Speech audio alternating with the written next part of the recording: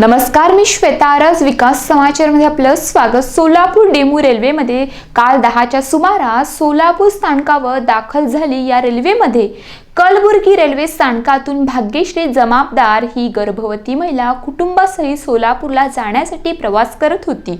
Railway स्थानकावरील फलाट क्रमांक 5 वर येऊन ही गाडी थांबल्यानंतर प्रसूती वेदना सुरू झाल्या। त्यामुळे त्यांच्या पतीने मदतीसाठी धावपळ सुरू केली। या महिलेचा आवाज लोहमार्ग पोलिसांनी ऐकताच प्रसंगावधान राखून स्ट्रेचरच्या साहाय्याने रेल्वे स्टेशनवरून महिलेला रुग्णवाहिकेत पोहोचवले आणि त्यानंतर त्या महिलेला शासकीय रुग्णालयात दाखल करण्यात आले।